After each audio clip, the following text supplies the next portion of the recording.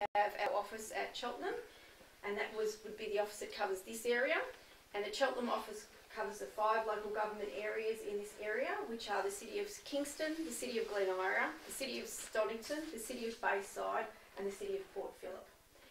Then we have our Dandenong office that covers the LGAs of the City of Cardinia and Greater Dandenong, and Casey.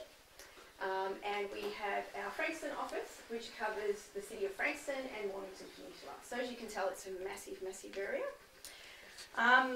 We receive, I'm not sure of the exact statistics, but over 55,000 notifications in Victoria in relation to child abuse. So there's lots and lots, but those figures can change, and I don't know the most exact figures of how many notifications are taken. A lot of the discussion we've had is about, what Child Protection's role is, what we do, and Scott had a presentation about what Socket's role is and how we work with Socket.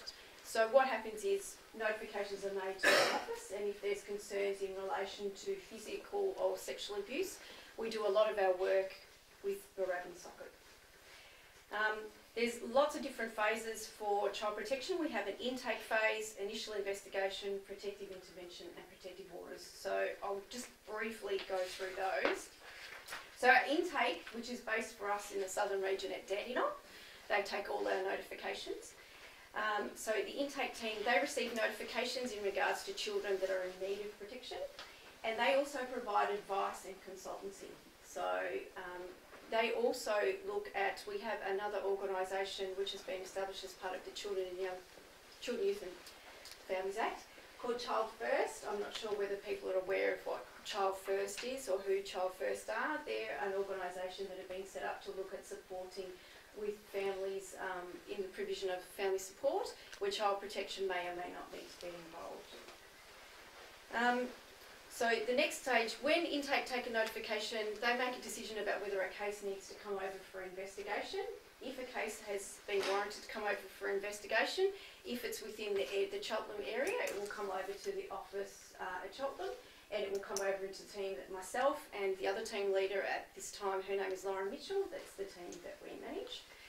So our role is to look at investigating child protection concerns and to establish all relevant factual circumstances in relation to that. In alleged cases of serious physical or sexual abuse, both welfare and criminal investigations will occur, as what Scott and Jonathan were talking about earlier, involving both DHS and the police, and DHS often take the responsibility for involving the police. But as Scott said, sometimes notifications may come to them and then they will contact us as well.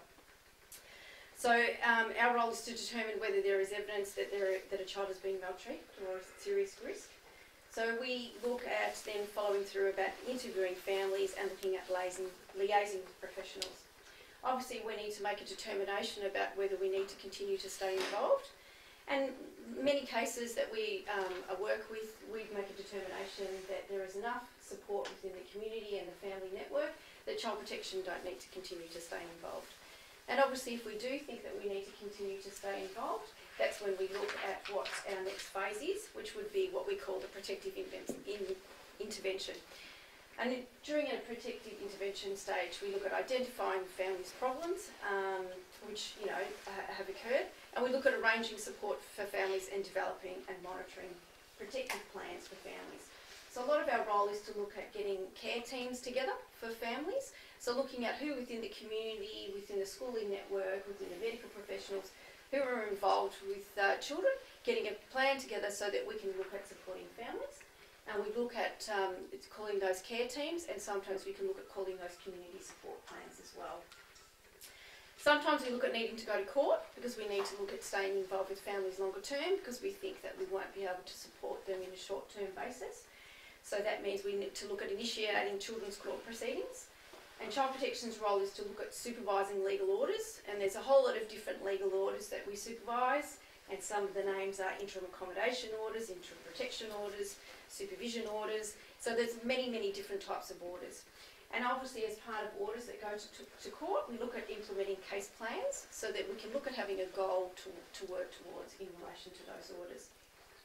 And then Child Protection's role obviously is to look at monitoring those. And, you know, eventually, hopefully down the track, we look at closing cases in relation to, you know, children when we feel that we're able to do that.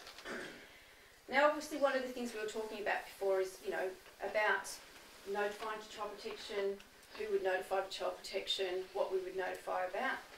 So under our Act, we have a section called Section 186 of the Children, Youth and Families Act, is about the grounds of belief. So basically, reasonable grounds are matters of which a person becomes aware, or any opinions based on those matters, that there is a reasonable grounds when a child says that he or she has been physically or sexually abused. A child tells you that he or she knows someone who has been physically or sexually abused. Someone else tells a professional, such as a relative, a friend, acquaintance, or a sibling of a child that's alleged abuse. The professional's observations of the child's behaviour or the development leads him or her to believe that the child has been abused. And the professional observes signs of physical or sexual abuse. Okay, so what is required of you? So under Section 184(1) of the Children, Youth and Families Act, there are conditions around what we call mandatory reporters. So we were talking about this before. What is a mandatory reporter? What is a duty of care? And I think one of the questions was asked about organisations having policies and procedures in place in relation to children and how we can manage concerns when they arise. So Section 184(1) of the Children, Youth and Families Act says a mandatory reporter who in the course of practising his or her profession or carrying out the duties of his or her office, position or employment as set out in Section 182 forms the believed on reasonable grounds that a child is in need of protection on the grounds referred to in Section 62C, which is physical abuse, or D, which is sexual abuse, must report to the Secretary that the belief and the reasonable grounds for it as soon as practical after forming the belief and after each occasion on which he or she becomes aware of any further reasonable grounds for that belief. Okay? So when we were talking about mandated reporters, not everybody's mandated to report. Mandatory reporting came in 1993 for doctors, nurses and police, and since July 1994 for teachers and principals. So they're the only mandated notifiers under Section 62C and D. They're not mandated under any of the other sections of 162, but we would say that they have a duty of care under all the other sections to notify child protection.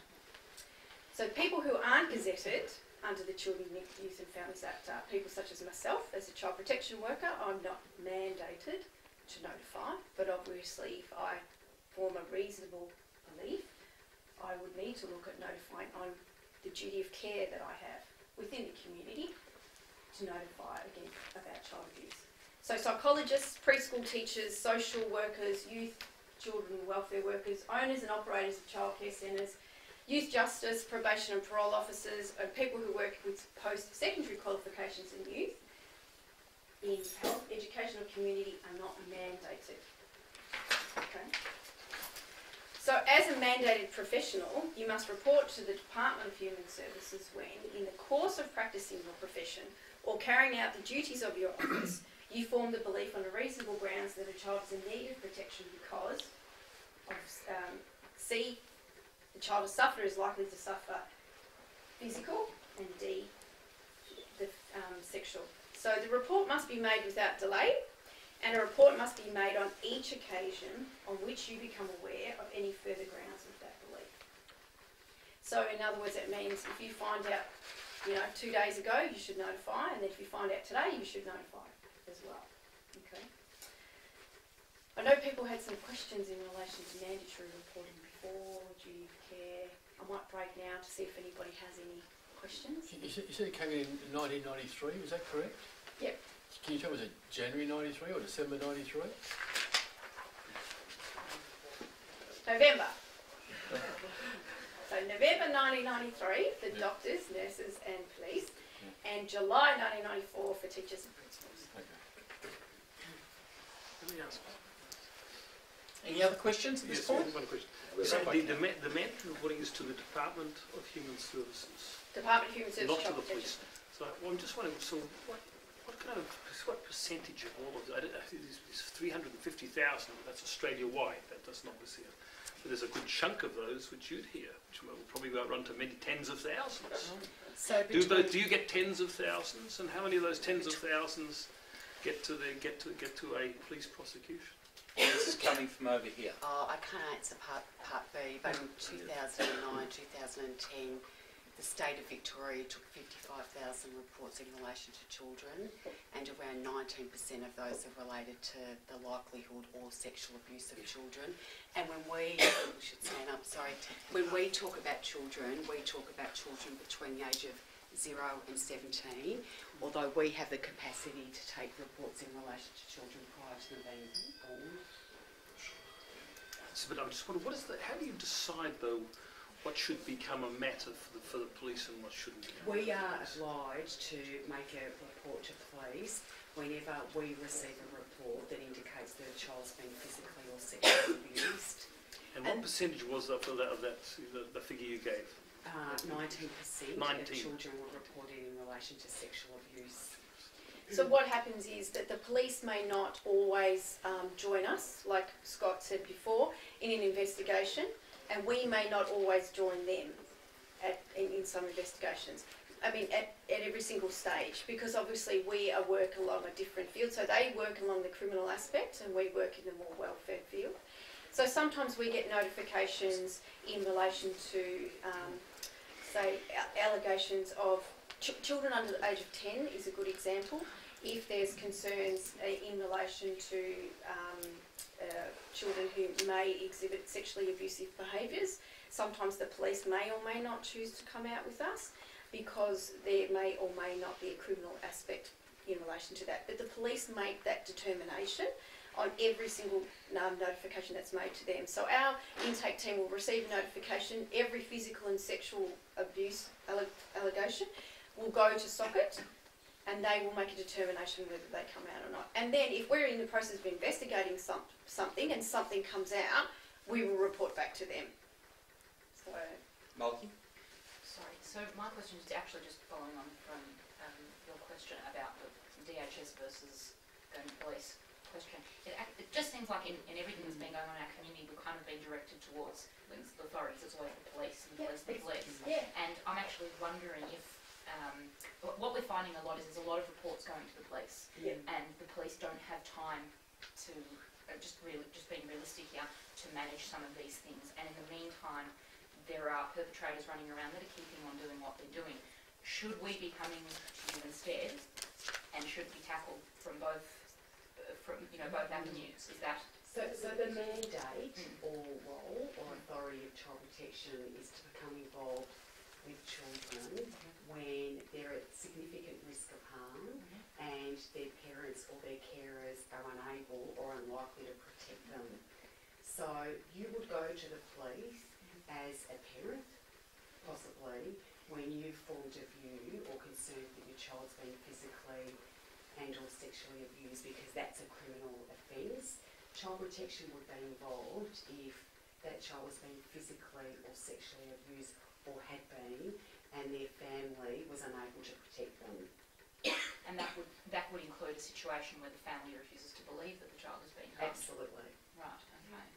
Okay, so that becomes a very important Absolutely. point, I think, to Because make in our what we- community, because there's a lot of denial. So I think that's really important. Yes, what we would say is if a parent or carer doesn't believe their child and their child's disclosure, the capacity of them to protect their child is reduced. Yeah, absolutely. So that is the core business of child protection. But we will do that work with police because there's a criminal offence that's been committed. Can you give an example? What's a threshold which is called reasonable grounds? So What's the when definition of reasonable form a grounds? reasonable belief. Could you give a specific example of what's called? Sure. I'll answer that directly.